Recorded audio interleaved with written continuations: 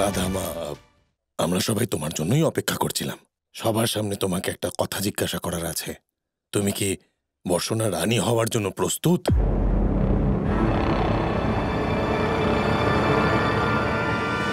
হ্যাঁ, আমি বর্ষণার রানী হওয়ার জন্য প্রস্তুত।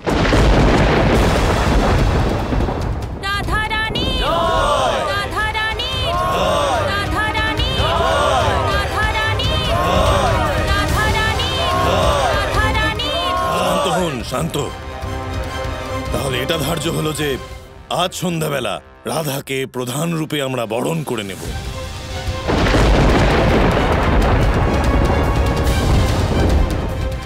দাদু ভাই, তুমি তো রাজ্য শাসন করবে না ঠিক করেছ, কিন্তু এবার তুমি কি করতে চাও সেটা তুমিই বলে দাও। এরপর কি করা উচিত সেটা তো সময় নির্ধারণ করবে দাদু, আর শীঘ্রই নির্ধারণ করবে।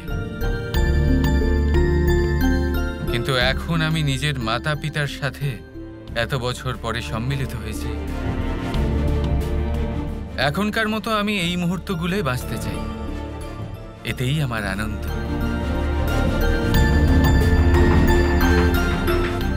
হ্যাঁ, আমিও।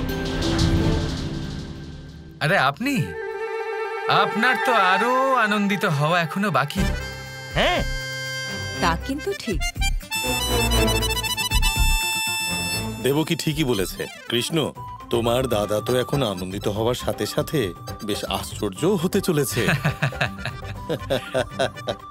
আচ্ছা, আপনারা কি বলছেন যদি আমাকে একটু বুঝিয়ে দেন। সাবধান, মহারাজ কুকুদমি আর ওনার কন্যা রাজকুমারী রেবতী প্রবেশ করছেন।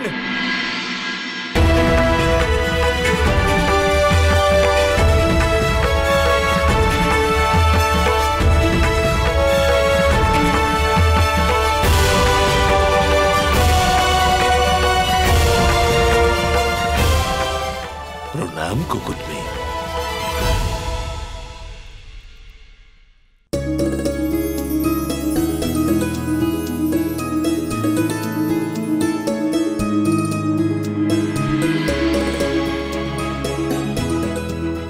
রাজকুমারী প্রণাম করছেন, ওনাকে প্রণাম করুন, নয়তো রাজকুমারীর অপমান হবে। প্রণাম।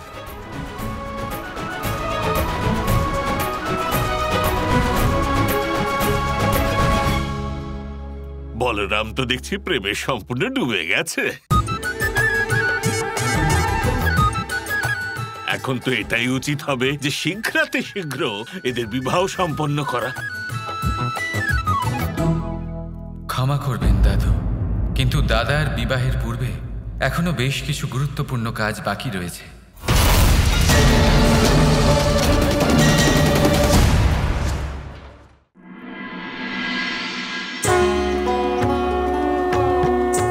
কৃষ্ণের এই লীলা খেলায় আমার কর্মের সময় উপস্থিত।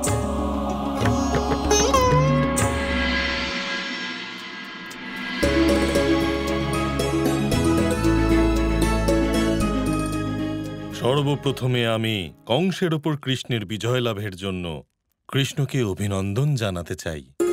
শেষ পর্যন্ত কৃষ্ণ মথুরাকে মুক্ত করেই দিল। অনেক অনেক ধন্যবাদ আপনাকে, কিন্তু আমি তো শুধুমাত্র কংসের বধ করেছি, কিন্তু আমার দাদা ওর ৮ অসুর ভাইদের বিনাশ করেছেন।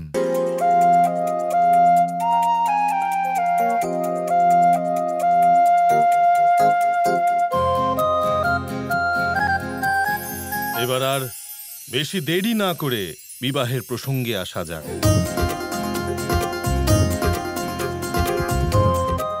এবং বলরাম আর রেবতীর বিবাহ সম্পন্ন করা যাক। অবশ্যই।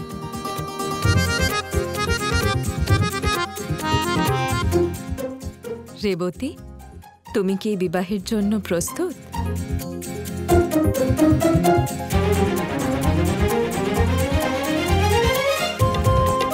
ঠিক আছে, রেবতী তো এই বিবাহে রাজি। বলরাম, তুমিও নিজের মনের কথা জানিয়ে দাও।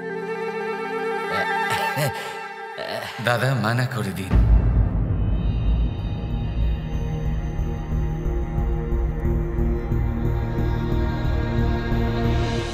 আমি মানা করবো কানাই? তোমার মতিভ্রম হয়নি তো? এ কি বলছো তুমি? আমি এখনই বিবাহ করতে চাই। এ উচিত সময় নয় দাদা। তোমার উচিত সময় কোনোদিনই আসবে না কানাই। এর আগেও একবার কংসবধের কথা ভেবে আমি বিবাহের জন্য মানা করেছি, কিন্তু এবার আমি বিবাহ করবই, আর তাও খুব শীঘ্রই। জীবনের উদ্দেশ্যকে বদলানো সম্ভব নয় দাদা, আর আপনি তা শীঘ্রই বুঝতে পারবেন।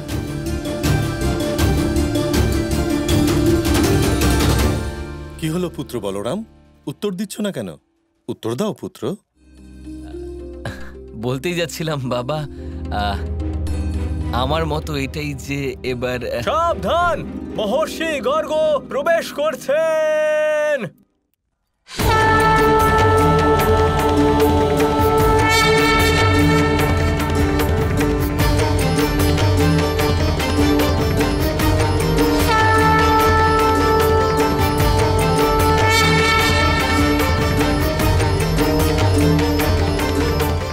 কল্যাণ হোক।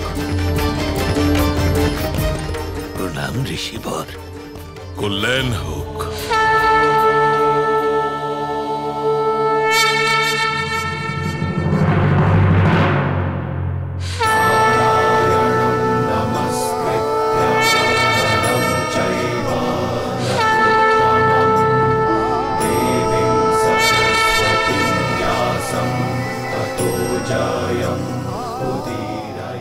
শ্রীকৃষ্ণ, আপনার এই ভক্তের প্রণাম স্বীকার করুন।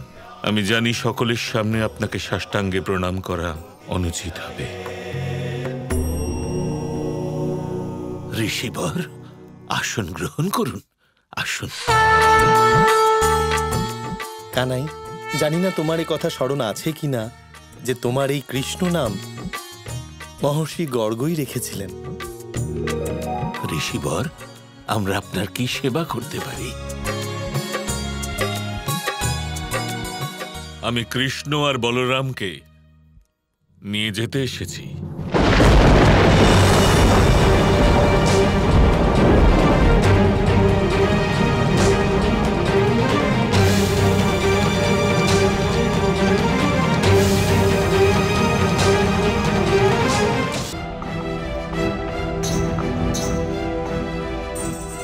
কিন্তু ঋষিবর, কৃষ্ণ আর বলরাম এত বছর বাদে সবে মাত্র এসেছে। আমি জানি দেবকী, কিন্তু কৃষ্ণ তো কংসকে বধ করেছে। এবার কৃষ্ণ আর বলরামকে শিক্ষা গ্রহণের জন্য তাদের গুরু সন্দীপনীর আশ্রমে যেতে হবে।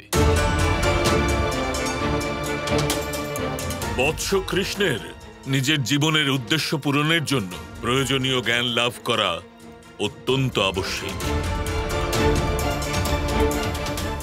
মহর্ষি, যদি আপনার মতো দিব্য জ্ঞানী ব্যক্তি এ কথা বলেন, তাহলে কে মানা করতে পারে? ঋষিবর, আপনার আদেশের পালন অবশ্যই হবে। কালই আমি আর দাদা আপনার সাথে ঋষি সন্দীপনীর আশ্রমে যাত্রা করব।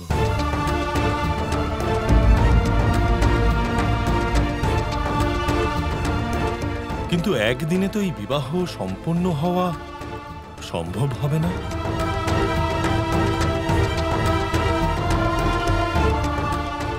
কোনো ব্যাপার না বাবা,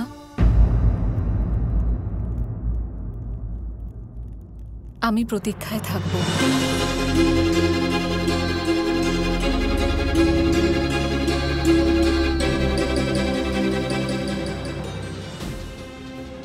দাদা, আজ আপনি হয়তো রুষ্ট হলেন, কিন্তু আমাদের অবতার কার্যের অধ্যায়ের আরম্ভের জন্য এ অত্যন্ত আবশ্যক। Krishna Krishna Krishna Krishna